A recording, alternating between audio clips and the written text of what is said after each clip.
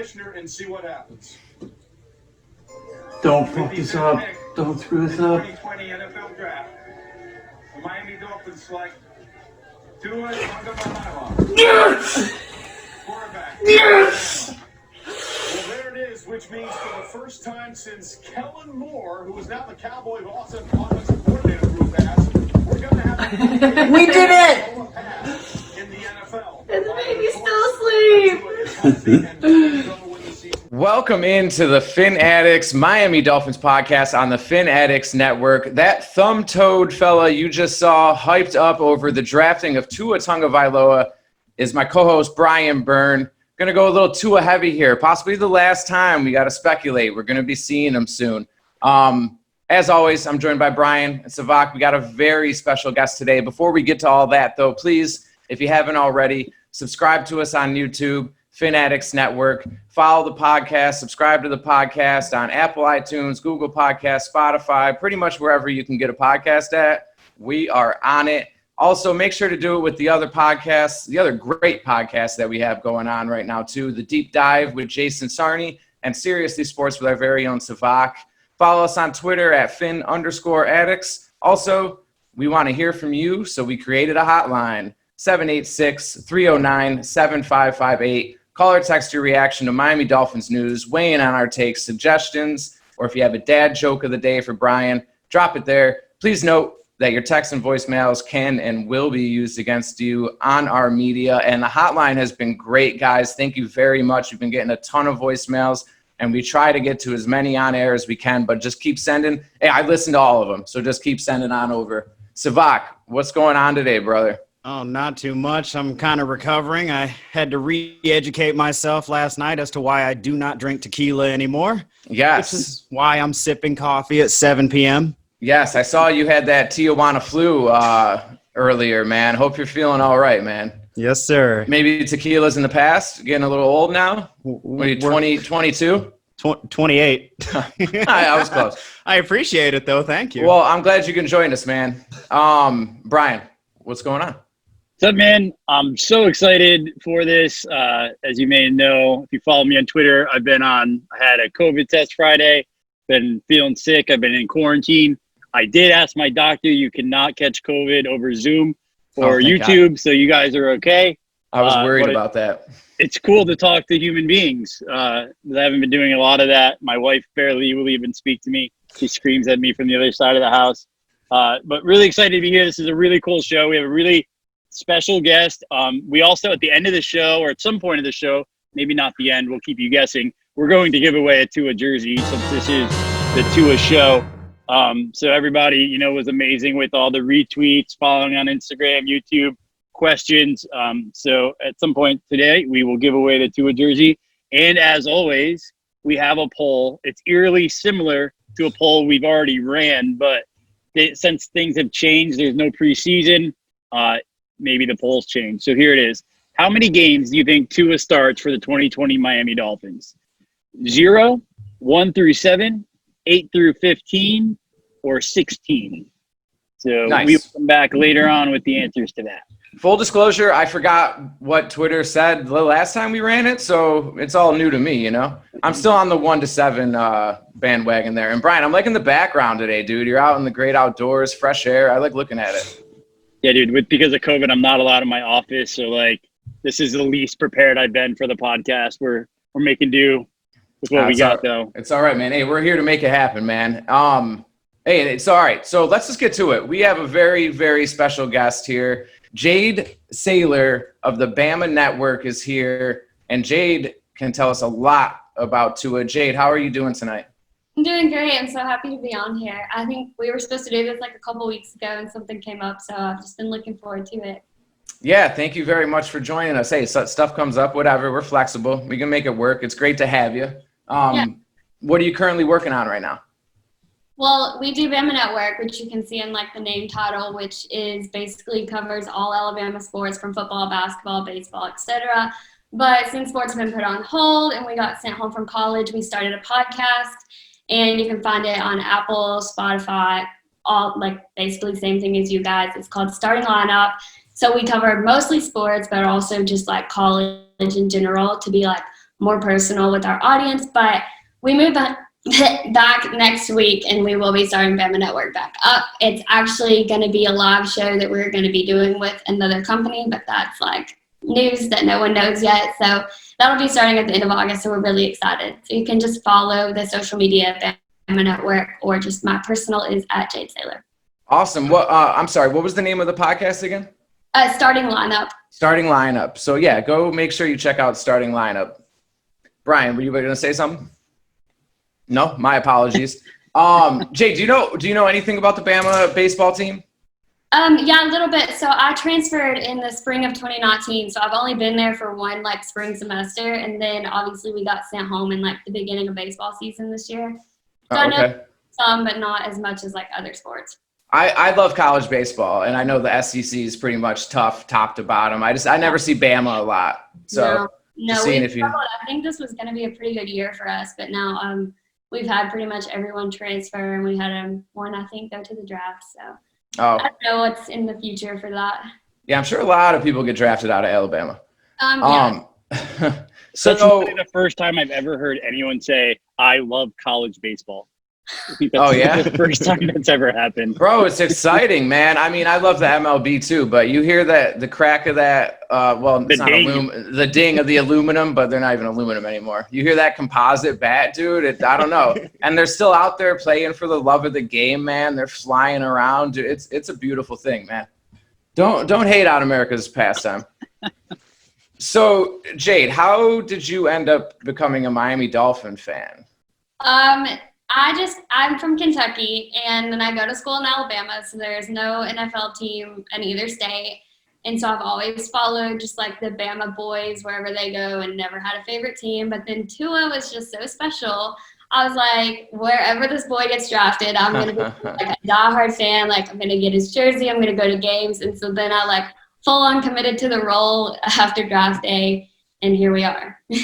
So not only did we get Tua Tagovailoa, the best quarterback in the draft, one of the best prospects in the past few years, we also got Jayde coming along with him in Fin Nation, and that's a win-win.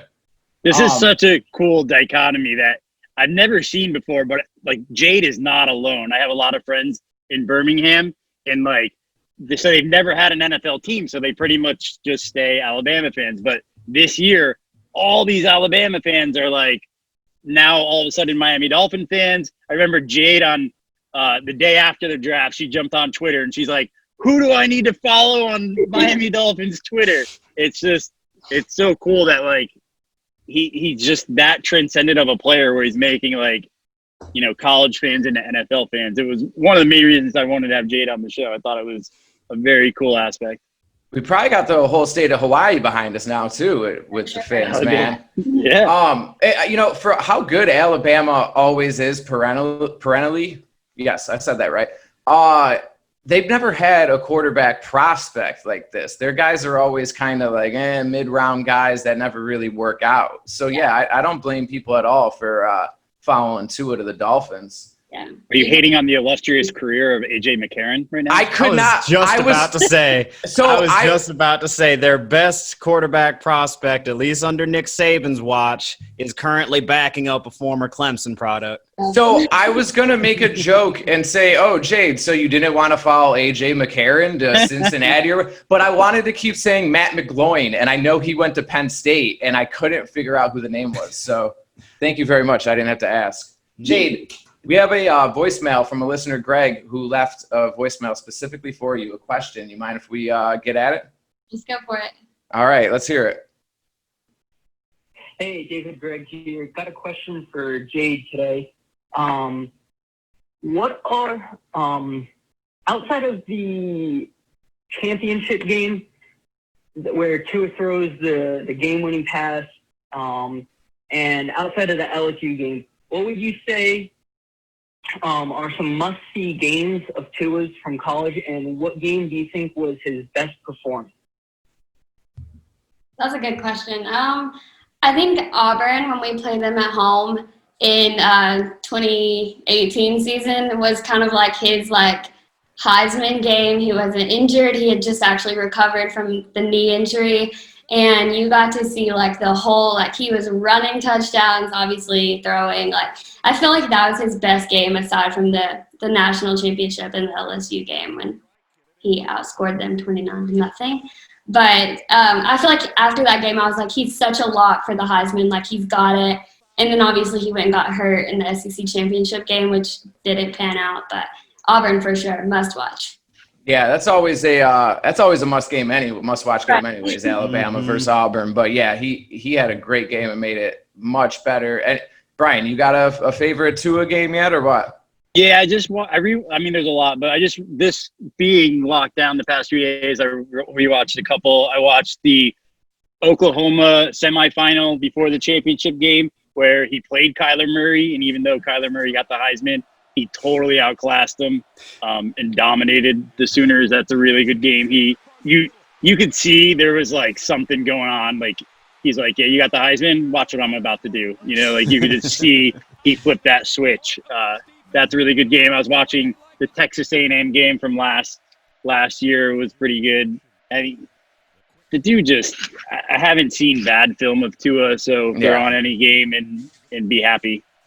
Well, what the stats that you sent us, man, it doesn't look like he really had too many bad games in college. I got to plead ignorance here, being the degenerate gambler that I am. I rarely ever bet on Bama because their spreads are so freaking high. So I didn't see a lot of games live. I've gone and watched a lot of like highlight reels and stuff like that. I'm not like, I'll watch a Bama game. I'll watch a Bama LSU, Bama Auburn, Bama Georgia, whatever. But if I got I'd rather watch Appalachian State versus the school with no walls because I got money on Appalachian State, All right. So you guys want to hop into some news here or what?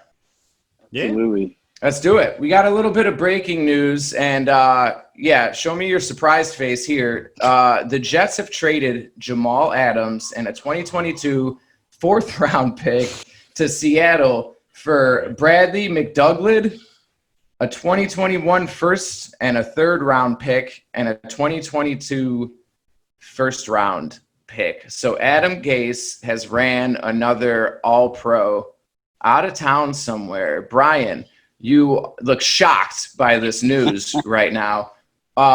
First off, this is a decent haul, though. I'll give them that. They got a good haul. They didn't get fleeced. This wasn't a Bill O'Brien job. They got what you should get for a player of this caliber. No. But I don't see how you're trading this dude. I mean, I see why they did it, but man, Seattle now, Legion of Boom again coming.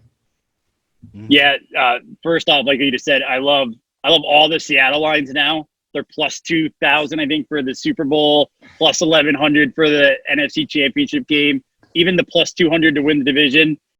They were this close last year without, the all-pro safety. So love all those. But yeah, the first storyline that I love about this is Adam Gase is going to Adam Gase.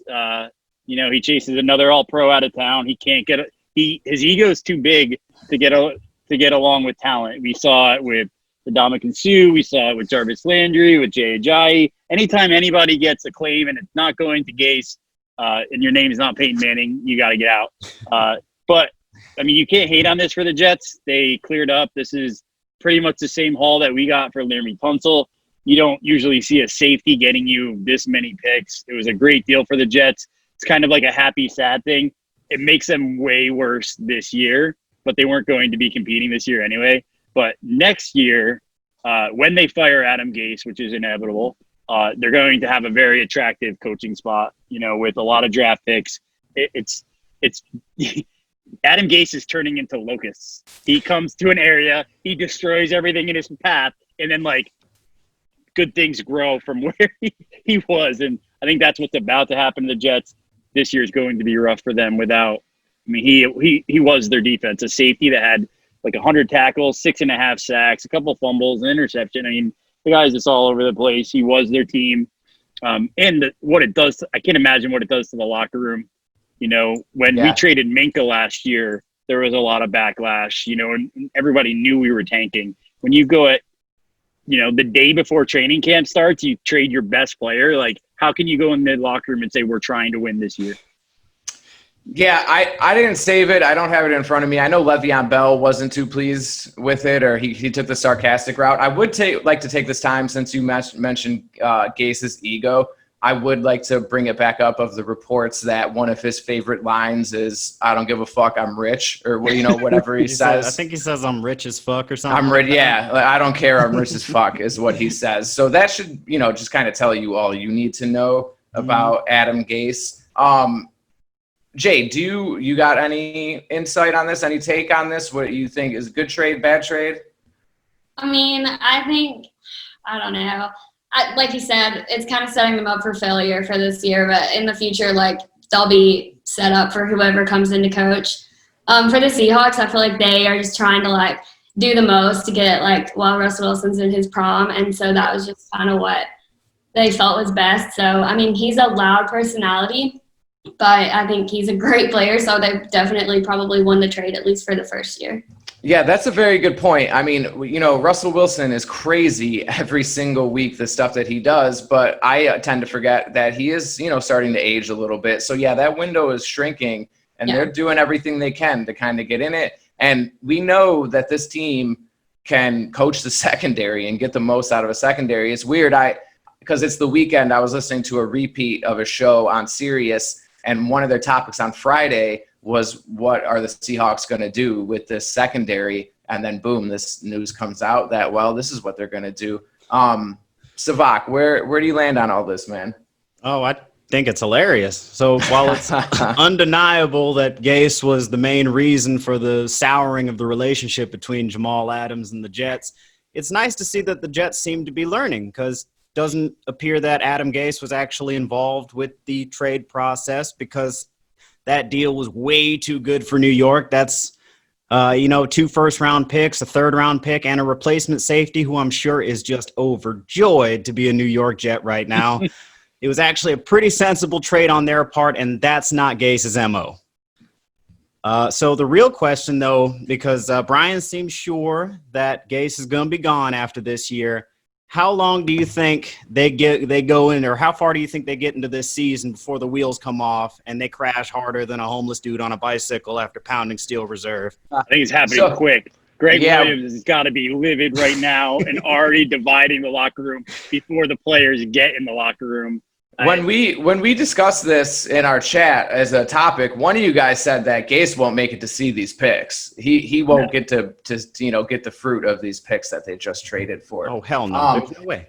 And I do like the possibility. I mean, I shouldn't say I like it since they're in the Miami Dolphins division, but I could see them taking a stab at Trevor Lawrence. That's here now. That's a really good conversation piece, because what do?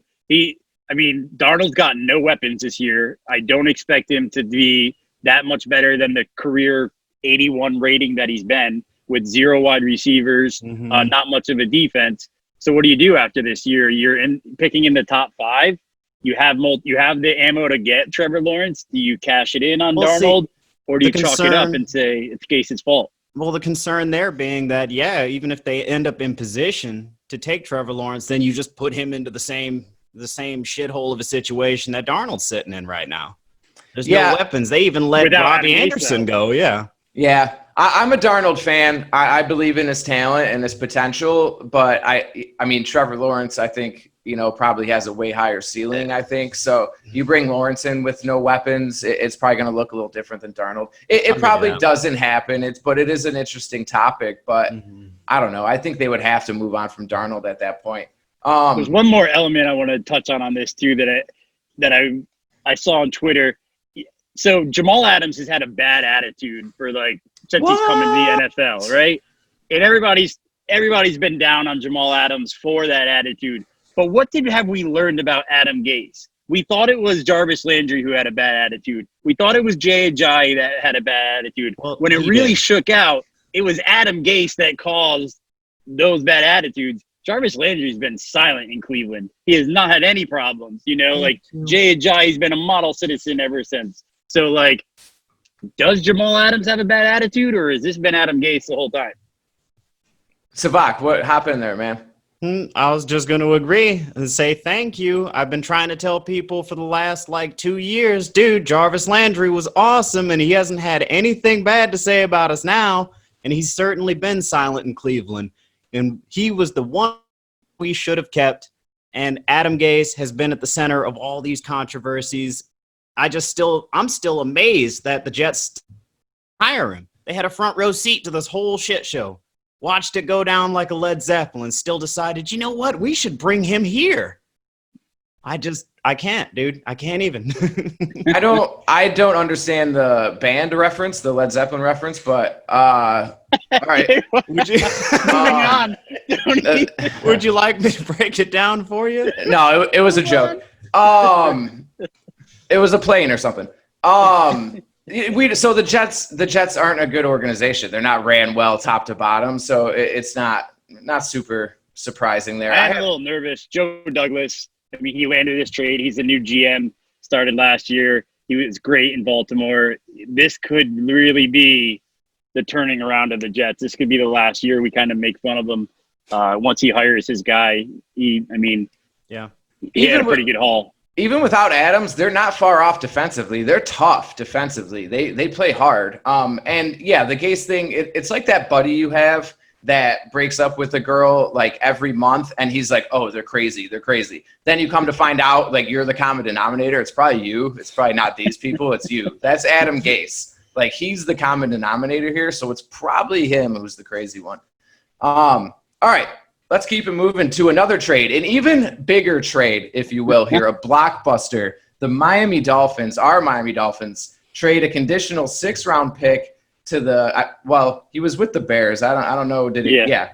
For tight end Adam Shaheen, 6th-round conditional pick to the Bears for Shaheen. I like this dude. He's been buried on their depth chart, sitting on the bench for a while, and when he comes in, and they throw it to him, the dude catches the ball. This dude is a freak, man. I'm excited to see where he can go and the potential here. I know, Brian, you got some Shaheen deep dive stats for us here. Yeah, there's some background on Adam Shaheen. So in 2017, he was a 2nd-round pick, I think number 45 overall. I lost the name of the college he went to. He played for a small school, but nothing small about this dude. He's 6'6". He ranges between 260 and 275. He runs a 4.78 40. Like Jimmy said, so he's missed a lot of games due to injury and just being buried in the Bears literally started training camp with 10 tight ends on the roster. So it's been rough going there, but in 3 years, he's been thrown to 32 times. He has 26 receptions and 0 drops, 4 touchdowns. So, and it's a complete win for the Dolphins. It's a conditional 6th-round pick. So if this guy doesn't turn it around and be who we thought he would be coming out of college, a 2nd-round pick, we cut him and we don't lose a draft pick. If he sticks, we get a 2nd-round talent. It's a slam dunk. The other good stat about him, which is kind of what Miami Dolphins lack, we have Gesicki, who is more of the slot tight end. This guy's a blocker. He's an inline tight end. Yeah, his PFF grade for pass blocking last year was over 70, which would have been by far the best blocking grade of any of our tight ends. So, it's not a Jamal Adams, big news trade, but you gotta like it. Cool. It's just cool. It can't hurt us. It can only help us. No, I throw it in the bucket the Rosen trade. Whatever, see what he's got going on, and I think this dude has a ton of potential. And Brian, are you actually going to try to convince me that you didn't know that Shaheen went to Ashland University, the Ashland University? Come on, man. What state is Ashland in? Asheville. Does anyone know Jayde? Jayde, do you know where Ashland is? No. No? All right, whatever. I don't know. I knew the college, though, because I Googled it. Thank God for Good Google. on you. Do you guys? He's very raw too. He played basketball to start in college, and he's only played he played a couple of years of college football, so he's raw. Everyone gave up on Gesicki before last year's training camp, and look at what this staff did with him. If we could have a similar turnaround to Shaheen, it could be pretty cool. Bro, the basketball tight end is the greatest tight end. You can Tony Gonzalez, Antonio Gates. There's probably more. I don't Mike have Gesicki. yes, all of them, man. The crossover, no pun intended, between those sports is That was very punny. Thank you. Very punny. Thank you. Yes, I learned from the best, man. You know,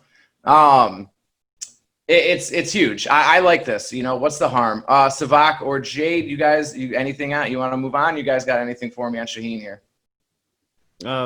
I do. I might. Yeah. I mean, he seems to be a continuation of Miami's plan to stock up on big bad beefcakes. You know, another low risk and potentially high reward flyer taken by our Cavalier commander in the front office, which, by the way, I always knew if they moved Mike Tannenbaum the hell out the way, that Chris Greer could do this job correctly. And look at him go. We've gotten to, right? Interesting how that works. We've watched him blossom before our very eyes. Now, it should be pointed out, though, that Shaheen does come in with that small resume and came to us on the cheap because he has been a little disappointing in his 3 years in Chicago, mostly due to injuries, which have made him a little ineffective. So the big key is him staying healthy. If he can stay healthy, that athleticism and that size and skill set should absolutely secure him one of the backup tight end jobs. We should give him a bit of a mulligan, too, right? Because Mitchell Trubisky. Yeah. Oh, absolutely. Trubisky. Absolutely. This is the beginning of his career right now. Oh, you guys are I terrible. do wish you it was don't blame Jade that Trubisky for referred to him everything. as a beefcake rather than Savak. I think it would have been more natural if Jade weighed in with that take. Nah. It's all right. Did you not like the way I delivered that? It seemed very heartfelt. It seemed like you had been thinking about him like earlier today. I was mulling it over a little bit, you know, just it's not weird. Don't make it weird. You made it weird, my friend. Jade, you got anything for us here? Or would you like to? I've never heard of this dude until like today. So I was doing a little bit of research, and the only thing I found was like a fan had made his highlight tape, and it was literally just one video of him, like one play. And so apparently they weren't very high on him. So I was just like, okay, I'm not even going to do any more research on this guy. But See? I mean, Upset. hopefully like the coaching staff will make something of him if he was that talented in college. It was him blocking. It was just one play of him blocking and busting like a 7-yard run. Yeah. So yeah, no, he's an inline tight end. He is a freak out there when he gets outside though, but at the very least he's a good blocker and he's good on the line. So I like it, like, you know, low risk, marginal reward area. All right, moving on. So the Miami Dolphins have made some cuts. Jake Rudock. Yeah. Ricardo Lewis, Avery Moss, Trent Harris, and Ray Lima or Lima? Lima, probably. That one I don't know. Yeah. I have literally nothing to say about any of this. I told you it's not news. Yeah. Well, yeah. I don't know. Ask Brian. Was all about it. He was champagne. He It's wanted news to to lead them. the show. He wanted us to lead the show with this. Can you imagine being like, this is like the day before the prom, and your date calls you and says, I don't know if this could happen to you. It happened to me every year. No, I was the man, dude. She called me the night before, and she's like, oh, I got strep throat again. And you don't have a date to the prom now. Like, these dudes were reporting today to training camp. And First of all, I didn't go to prom, and Jake Rudock knew he wasn't coming back. Come on. Out of all of them, he knew for sure he was not coming back. And I think there's a very good chance that Ricardo Lewis knew too, because that's a very stacked room that he's messing with. Now, the other two guys, I have absolutely nothing to say about, not even 100% sure who they are. Yeah. Yeah. And back to the prom thing. Nah. Did she really have strep throat, or is it one of those things? Oh, man, she was there. You saw photos later. Yeah, she saw. That's tough. Did you go and like hold your head high and go stag, or did you say had no? a date to the prom. I was just being self-defeating. Well, you should have went on with it. That would have been We'll good. leave next week with my prom photos. She was gorgeous, I swear. She Awesome. wasn't plastic in any way. Awesome. Oh, no? Inflatable. So, all right. Yeah, we don't have to talk about that much. I'm not even going to ask you guys. We're going to let Brian linger on that one for a second, and then we'll move on here. All right. Okay. The Miami Dolphins will be reporting to camp August 3rd to the 11th 1 hour max workouts on all activities, but practices will not really begin until August 12th, and pads will be on August 16th. So we're close to some hitting. Again, that's not really news either, I guess, Savak, but it's on the sheet, so I read it.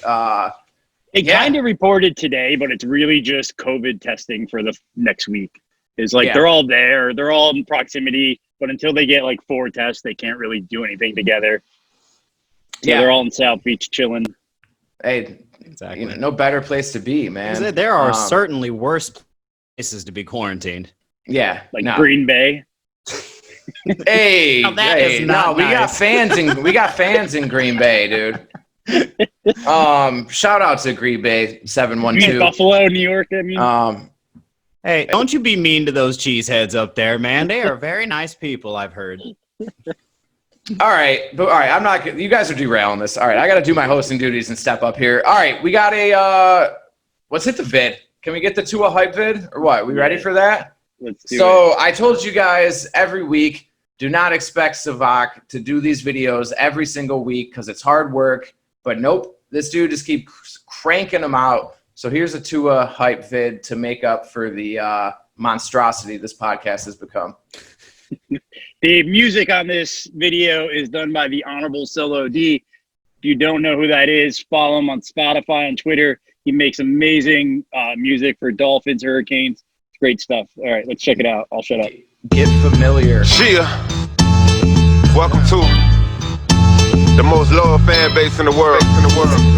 Starting out with the hometown, 305, around the world. From this town to that town, Fin town, show 'em how we get down. Dolphin for life. I don't like no other team. Aqua orange wardrobe, that's my favorite color scheme. NFL legends, and we still hovering. They can take us out, but I'm out. You ain't covering. Say it loud, and best believe respect is due. Until they break the record, we keep repping 7-2. If you ain't learn the history, then I suggest you do. 2-finger salute to the whole schedule and your roster. Got no time for the critics and the analyzers. Talking dirty about my team, we gon' sanitize it. Win or lose, we keep something to say. Dolphins with attitude, DWA. That's the name, you should know it. Solo D, I'm known to do my thing like a poet. I'm reppin' for the crib, MIA. And when them teams coming at us, this is all we say. What's up? We gon' hit, we gon' sack, we gon' score, we gon' attack, we gon' hit, we gon' sack, we gon' score, we gon' attack. Hands up, we gon' hit, we gon' sack, we gon' score, we gon' attack, we gon' hit, we gon' sack, we gon' score, we gon' attack.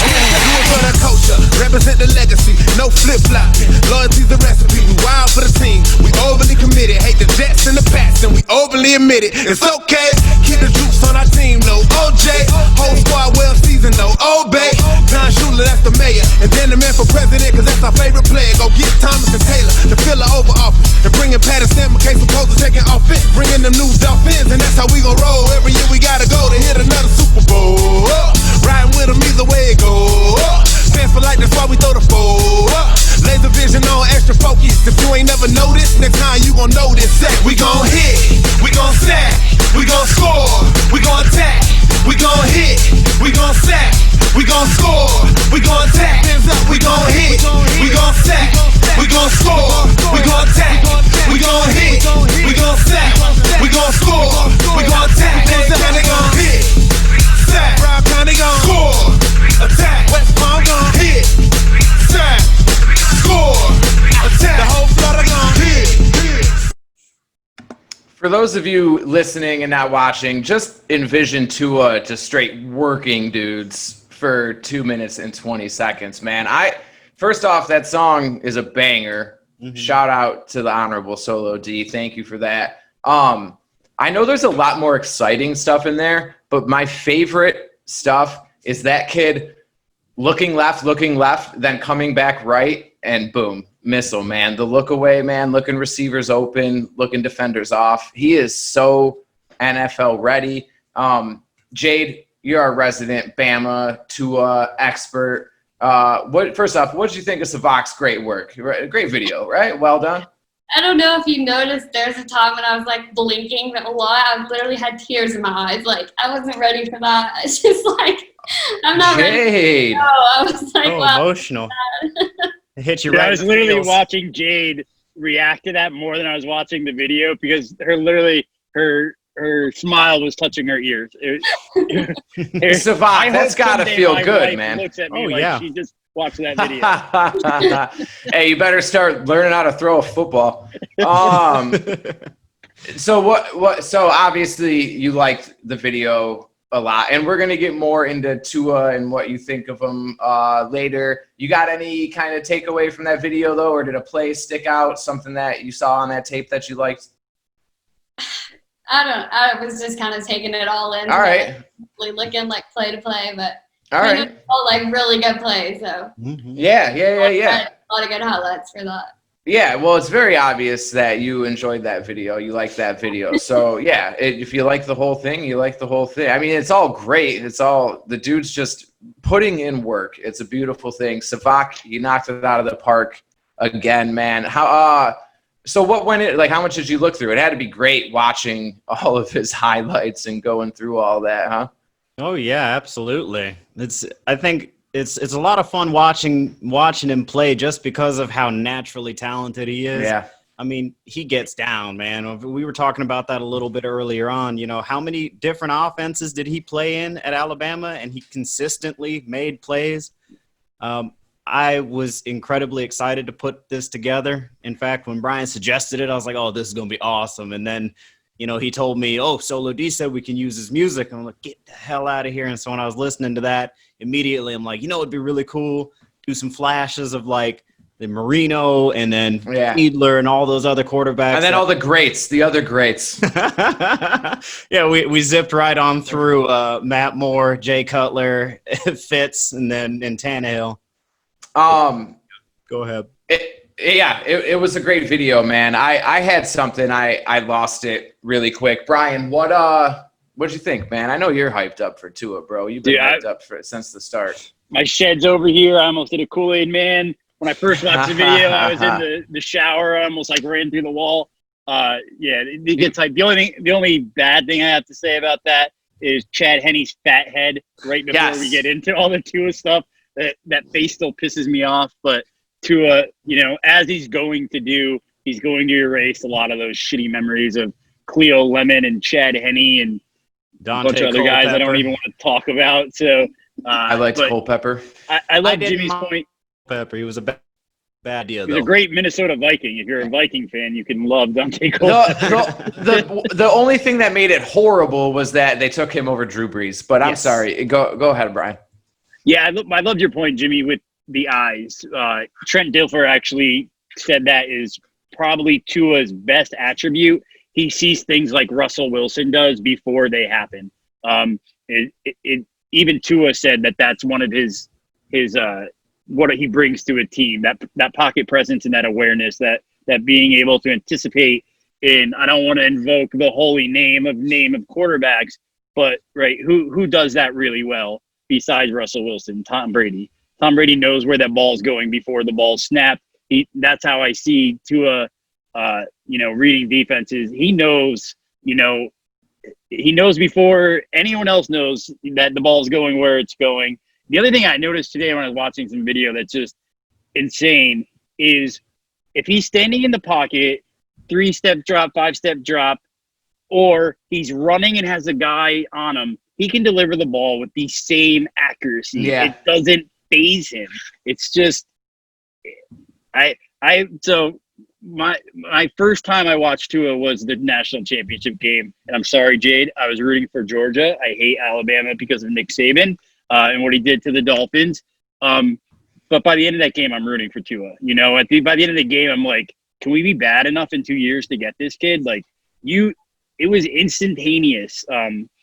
That just how special this guy is. The last thing I want to say, I listened to a podcast by Daniel Jeremiah that was talking about Tua, and Kirk Herbstreit was on it, and he said the thing that people don't get about Tua and that you'll never see on the field, but it makes all the difference in the field with this kid is from the walk-on to his center to everyone on that team that he's ever played with has like a really personal story about how Tua has changed their life. And not because he's doing it to like go out of his way. It's just who he is as a human being. And I think Jay could probably share a lot more about that.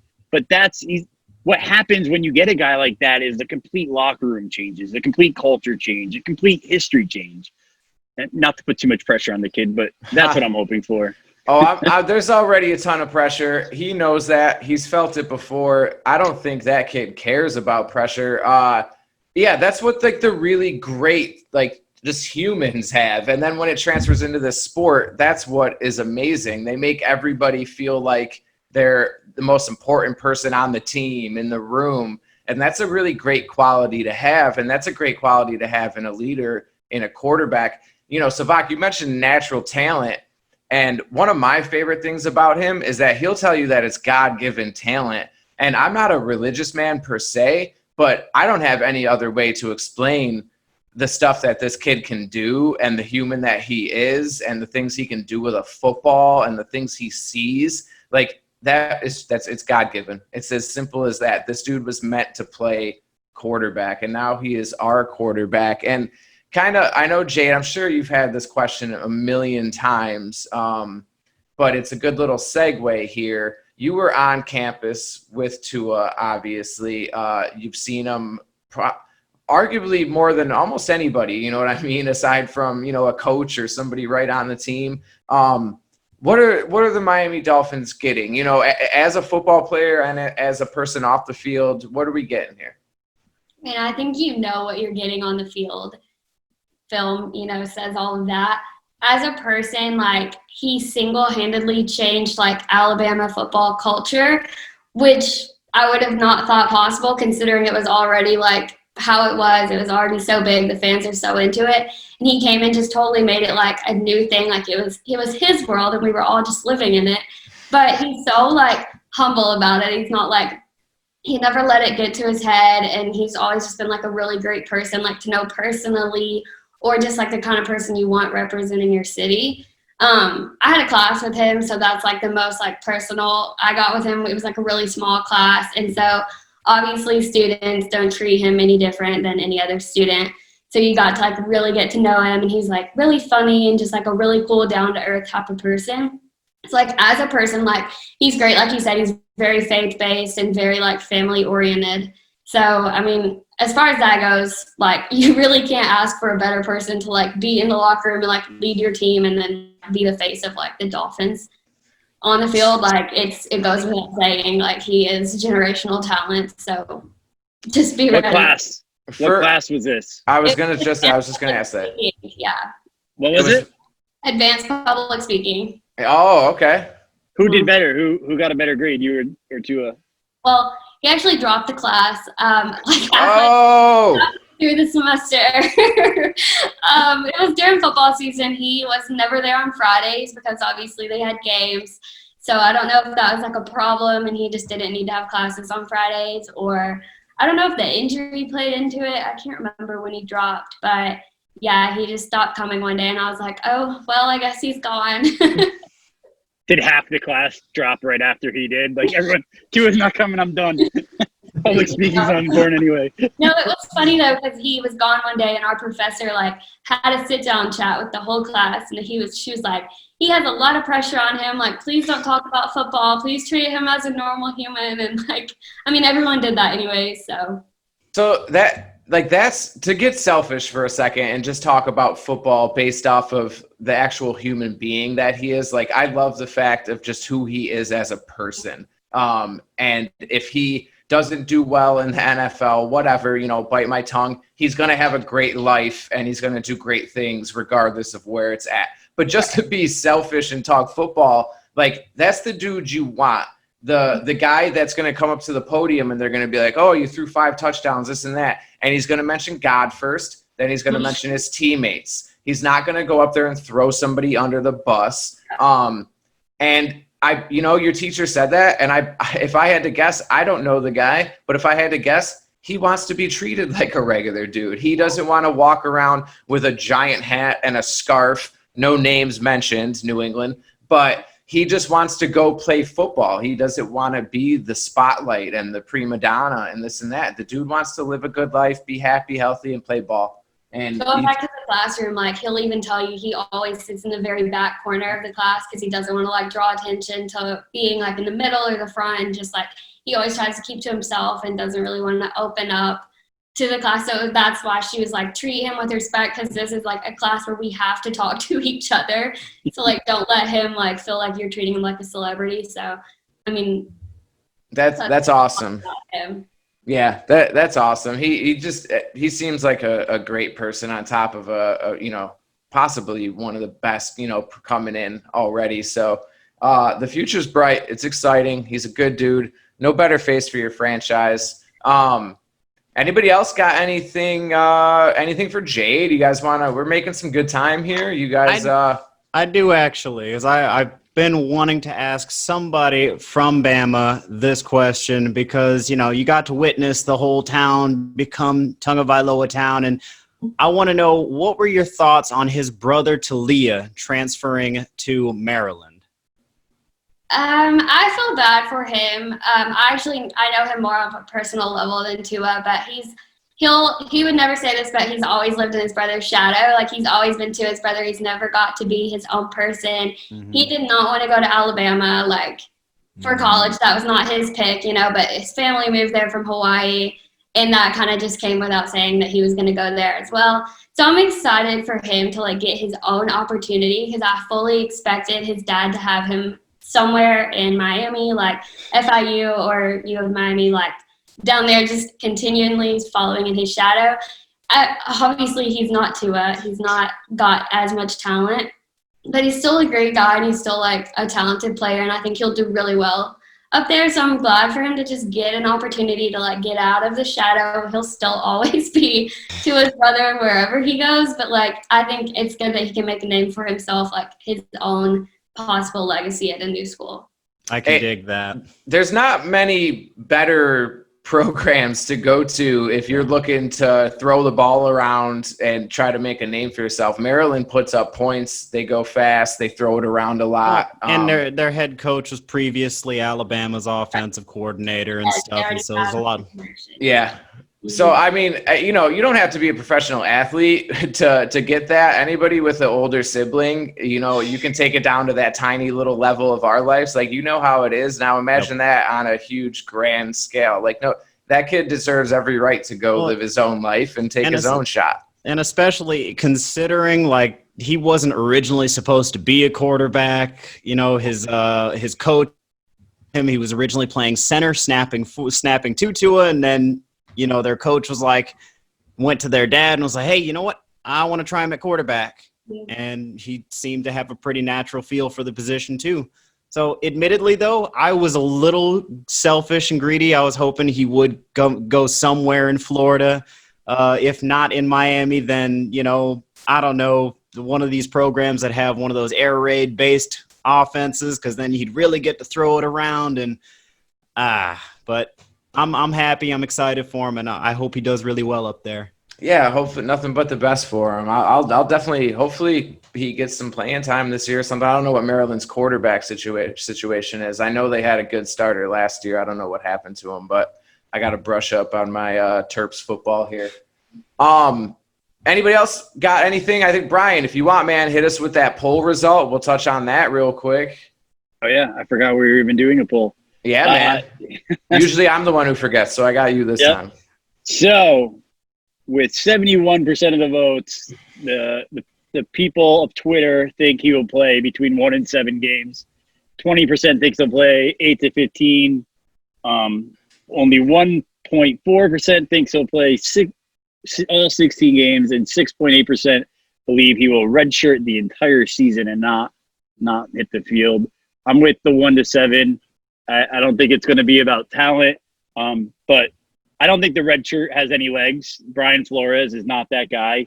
Last year, whoever gave the team the best chance to win, no matter what the implication, it made more sense to play Josh Rosen last year, but we went with Fitzpatrick because it's a competition-based system, and if you win in practice, you're going to hit the field. So I think Tua will eventually beat out everyone. I think they will keep him off the field for at least the first month minimum. Let that offensive line get it sorted out, especially with no preseason games. very limited padded practices. But, you know, the more tape I watch on this kid, you can't keep him off the field. He's a competitor.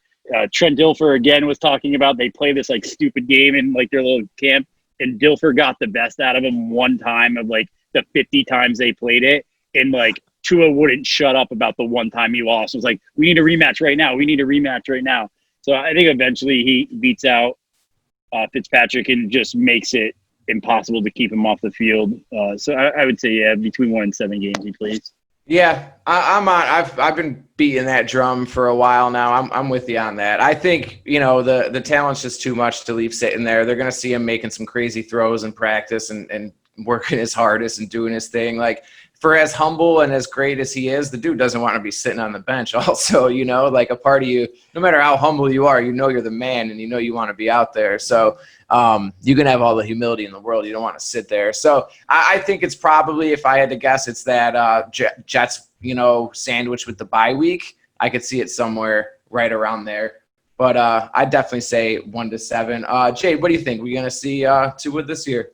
I hope so. Yeah, I'm with you though on the 1 to 7, and I think a lot just kind of goes with his injury also and how he's rehabbing, how he comes back from that. It'll be interesting. But I mean, that's like his biggest downfall is just he's very injury prone. So I hope, like you said, that they get the offensive line like sorted out and just put him in the best position to go out there and play. Because you don't want to like ruin it the first year just off of like something that doesn't really matter as much as per se like next year would, or just a game that doesn't matter in general. But, I mean, he'll tell you, like, his biggest problem is throwing the ball away when it comes to it. Like, he needs to kind of learn when to, like, get rid of the ball. So I think that's when, like, all of his injuries last year happened. So hopefully, like, he'll work on that too, and, like, you won't have to deal with the injuries. But that's the only thing I'm worried about. Man, I got to ask Jayde a question there about that. When the hip injury happened last year, what was the atmosphere in Alabama? Like, I know Miami Dolphin fans were like at a funeral, but what was it like in Alabama? Oh my God, Tuscaloosa was literally like a funeral. Like, I'm pretty sure everybody just went home and like put on black because we were all like at the bar. It was like an away game. And I mean, I was crying, like people, like grown men were crying. And it was really honestly like kind of neat to see though, the way that everyone, like no one loves to win more than Alabama fans. But it was like all across social media, everyone was like, I don't care if we ever win another game. Like, I just want this kid to be okay. Like, I just want to see him like succeed and be able to play at the next level. So it's kind of like, it was nice to see that side of like the fans come out. But I mean, we were all just hoping he was okay at that point because there was rumors going around that like they were going to cut his leg off. There was like an artery problem, and so no one knew what was going on. Everyone was just complete panic, and everyone was so sad. But as far as the game goes, no one cared. They were like, I don't care if we make the playoffs. Like, I don't care if we win another game this season. I just want him to be okay. So, but now going back to like him not wanting to sit on the bench is so true because he had no business being in that play that he got injured anyways. And he begged to be in the game. So that says a lot about, like, it doesn't matter how he feels. Like, he's gonna want to play. If you're going to give him the opportunity, he's going to go in the game and play. Dude's a gamer. That's such a – and first off, thank you for that insight there. I read and heard and saw, like really gruesome things people were worried about and speculation and rumors. I know I also saw, like, the possible amputation thing about – people were claiming that like an artery or something was cut or the hip ripped it or something like that. I saw a lot of crazy stuff. The speculation is never good, but especially the family and stuff, that's got to be terrifying. So, but anyways, thank you for that insight. But that's such a thin line because the throwing the ball away thing, like you want him to go out there and try to make every single play, but you also want him safe and to throw the ball away when he needs to. So, I mean, again, that just speaks to how he is. Like, he has faith and, you know, he believes in his ability and, always going to try to make the biggest and best play on the field, and he will like look and make sure like, okay, this is what I want to do. Scan it again, be like, okay, this is the best play, and then sometimes it's just too late. Sometimes there's not a play to be made, and he'll still try to like play through it. And then he'll end up like getting injured. That's what you see Mahomes do, that crazy thing where he's running towards the sideline and his fifth option comes open at the last second. As he's running out of bounds, he rifles one down the sideline. Like, to some of these guys with this arm talent, like, someone's always open. So, you know what I mean? It's like Brett Favre just going out there slinging it. And obviously Favre had his own issues with injuries. So hopefully he just stays safe. I have to touch on one more thing that she was saying about the most remarkable thing about his injury that I heard was, so like about a week after his injury, he's in the hospital bed. He had hip surgery. He's playing ukulele and he calls the team and it wants to know how they're doing. His only concern was how they are handling this and how they're going to get through this. And I just think that's the epitome of who this guy is. It's team first, no matter what. If he has a new hip, if there's surgeons in the room, it's just, if I don't know about you guys, but if I'm having hip surgery and I possibly just lost $50 million, I have bigger concerns. Why aren't you guys calling me to check on me? I'd be screaming at people, man. I don't want to one-up Jayde here, and she was tearing up over that video. Dude, hearing stuff like that, man, like, I got to chill, like, hearing something like that. I just love good people. Like, Brian, you know how I am, man, and our backgrounds, where we've come from, what we've been through. Like, I just love successful people, hard workers, people that have faith, that are just good humans. And so hearing stuff like that is great. Anybody else got anything? Savak hasn't weighed in on the poll yet. Oh, yeah. Lacking in my duties. I derailed us. It was my fault, Savak. How could I ever forget the serious Savak, man? What's going on? Seriously. But I'm with you guys. Probably between 1 and 7 games makes the most sense. Just because of everything that's happened this season, the lack of a preseason, all that stuff. We're going to need that offensive line to gel before we stick him back there. Just throw him out there and, all right, good luck, buddy. Go get him. We want to set him up for success if we can. So, yeah, between 1 and 7. And to add on to what you were just saying, Jimmy, I love feel-good stories, and I love stories of people like overcoming triumph or whatever, overcoming adversity. And for him to get as injured as he did and make the recovery that he did, which is why I threw those pro day highlights at the end of that video to kind of showcase that was incredible. I mean, everybody was saying it's unheard of to make a recovery like that and as fast as he did. And just that level of turnaround, it shows that commitment, that competitive fire in him. And I love that. Yeah, nothing's going to stop him. Nothing's going to stop him from achieving what he wants to achieve. And you touched on a great point that Jayde brought up that I forgot to mention. The offensive line thing, yeah. I'll be okay if they don't play him one game. Mm-hmm. Like, because if you look at it, if Fitzpatrick keeps them in the playoff hunt, then like, oh, okay, maybe we want to stick with Fitz and try to get into the playoffs and make some noise here. If we're way out of the race, then obviously the line's probably not playing well. Why put Tua out there behind this bad line for no reason? Maybe week 17, like with Mahomes, his first year, something like that. Yeah. But I would be all right with a red shirt year too, man. Like I can – I've waited how many years since Marino, man? Like I can wait one more year. And that's exactly it. I forget who I was saying it to, but I was – to everyone that wants to rush him out there, I'm like, look, guys, do you want him to be our quarterback of, for the next 10 years potentially, or you want him to be the quarterback of right now? Yeah. Yeah. So let's just roll out there with Fitz. Fitz has the experience. Let's let the offensive line gel. Tua will find his way onto the field when it's time. I'm with you.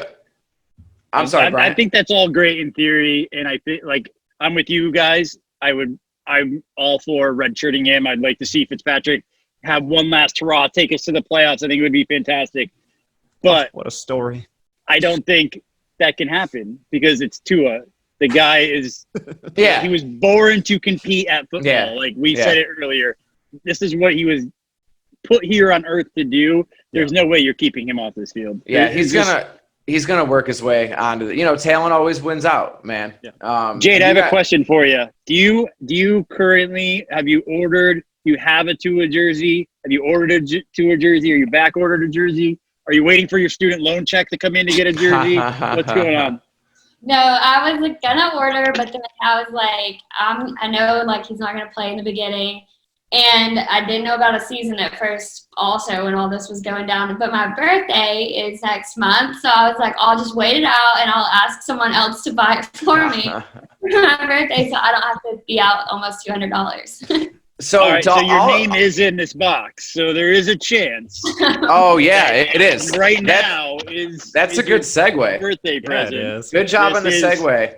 So this is all the raffle tickets for everybody that entered. There's a few hundred entries in here. It's a very official-looking box. That is, man. Not cheating, and we're gonna reach in here. We're not bougie over here, man. We got the Kleenex box, man. This is a COVID Kleenex box too. So we have the winning ticket, and wow, the guy that calls the show, this isn't rigged, but Caribbean Shark, who actually oh is wow, we have a voicemail from Caribbean Shark, and that's how we're ending the show. So it's only fitting. He won it from his Instagram entry. So thank you everybody for jumping in. Keep following us. We will be doing more giveaways. This is like our 4th one already. But yeah, congratulations, Caribbean Shark. And I think that's a perfect segue. Jimmy's got the voicemail to end us with the final question. I don't think you could plan it much better, man. I mean, I know that, our biggest fan, it does almost. and also, so I'm sorry, Jayde, you didn't win it. Twitter, to our listeners, if you want to buy Jayde a birthday present, a Tua jersey is what she would like. Follow her on Twitter. Send her that jersey, man. Everyone needs a birthday present. All right. Let's hear the voicemail here. Hey guys, Caribbean Shark here. First of all, kudos for the great podcast. And second of all, here's my question or thought that has been concerning me about Tua since before the draft. So, you build the base for a team in 2019 with a right arm quarterback. Then you draft a lefty as your franchise quarterback. Now, how much do you think it will affect the progress of the offense, either Tua playing since the beginning of the season or half season in? I mean, I ask this because something like that happened in my young life when I played. This lefty guy, it was just too hard to play with him. Anyway, that's my question. Fins up. So fins up to Caribbean Shark. Big shout out. Congrats on the win. Thank you for the voicemail. We also get a little Caribbean Shark letting us know back in his day, bro, he had to play with the lefty at QB and he wasn't having it, dude. And so don't forget, Caribbean Shark is the guy that had OJ McDuffie #1 on his wide receiver list because he waited on him in Mexico. Yeah. Yeah, that's right. He keeps playing heavily into our shows, man. What's up with that? Well, probably because he's our biggest fan, man. I don't know. What do you mean? Divine intervention. He's our biggest fan. Like we're paying him. So no. So he just got paid off with a jersey to keep calling and make it look like we have a huge fan. So the question was, because I don't know if you could hear that well. The question was how we built a team, and most teams are built with right-handed quarterbacks in mind. Now we have a lefty; he could come in mid-season. What's that adjustment look like? And my very short, quick answer would be, well, we need a right tackle instead of a left tackle. But he brought up a good point. If it's mid-season, like your best tackle, is on the left for Fitz, and then what do we do? Mm-hmm. So, Brian, man, I feel like this is right up your alley, dude. You got a ton of knowledge in that noggin of yours, man. What's the answer here? Yeah, so I don't think we really did build the team last year for right-handed quarterback. We didn't really build anything last year. We tore it down last year, and when we built this year, I even think, like, I hate to say this, but I even think that we hired Chan Gailey 2 months before the draft because that's the offense that Tua is used to the most, the spread offense. I think we drafted Robert Hunt with the idea that this is going to be the right tackle Tua plays with for the next 15 years. I think we got Austin Jackson, who has a little bit more learning to do, but won't be on Tua's blind side. the main question, more than the offensive line, is going to be the wide receiver adjustment. I feel like Devontae Parker is probably going to suffer more when this switches over because, he's more of he doesn't create a lot of separation. Weird analytic stat. No wide receiver in the NFL that had more than 50 catches last year created less separation yards than Devontae Parker. He is a 50-50 guy, but when you just throw it up to him, he makes it an 80-20 instead of a 50-50. Rookie quarterbacks don't tend to take those chances like, the 16-year vet Fitz would. But the advantage we have, I think, about the left-handed quarterback is these guys get to practice with them all the way up until when he plays. Every defensive team isn't going to see a left-handed quarterback until they play Tua in Miami. So I think it's going to be more of an advantage. It's going to be weird, I think, for all the wide receivers because there's so few left-handed quarterbacks. So it's going to look weird at first, but they'll have more of an adjustment period than the defense will. Yeah, it's an uncommon thing, but I don't know. Tua's probably going to elevate everyone around him also. So these dudes are professionals. Savak, what do you think? Is this bad? Should we try to get him? He could probably learn how to throw right-handed in a month and be the best right-handed quarterback in the league. Technically, he is right-handed, isn't he? He plays guitar or something, and he does everything right-handed, but throws a football. No, his dad made him learn to play left-handed. He was naturally right-handed, Yeah. So maybe we make him go back. But as far as I don't think it's going to be bad. It's just going to be different, and I think it's just like what Brian was saying. The biggest issue will probably be between Tua and the wide receivers. Otherwise, I think everything else will kind of just fall into place. Yeah, they'll make it work. Jayde, it's not much of an issue, right? He'll make it happen. I mean, we made it work. We put him in at halftime at the national championship, and we came back. So I think if we could adjust, like professionals can do it. Mm-hmm. If Tim Tebow can do it, anyone can do it. Is my motto. All right. And where's Tim Tebow now? I don't. The Mets, man. He's down in he's in the AAA he's riding the bus. Yeah, man. And he's hitting a couple home runs too, man. I keep an eye on him. All right. So thank you for joining us. We gave the Tua jersey away. Things are heating up. We always got something for the fans. We had a great guest with some Tua Alabama insight you're not getting anywhere else unless it's on her podcast. And the name of that podcast, one more time, Jayde, is Starting Lineup. And check out Jayde on the Bama Network. Thank you very much for joining us, Jayde. Thank you guys for having me. Yeah, anytime. Hopefully we can get you back during the season. Hopefully we'll be checking in on how great Tua's doing. Right. And yeah, as always, if you haven't already, I won't make it long. Go to YouTube, check it out. Fin Addicts Network. Twitter, Fin_Addicts. Follow the podcast, The Deep Dive, ours, Seriously Sports. Just get on it. Just do it. I say it every week, and you guys are doing it, but do it more. You know what I mean? Can we have Jayde take us out with what might be her first Fins Up? Can you? Yeah. I have no problem giving that over to Jayde. All right, so we're wrapping it up. Jayde, you want to take us away with a Fins Up? Just say it. Yeah, you go. You put your hand and you say Fins Up. Fins up. Fins up. Officially, let's go. She's a Miami Dolphin fan now. She's been baptized. All right, everyone, be careful. Be safe out there. Thanks for joining us.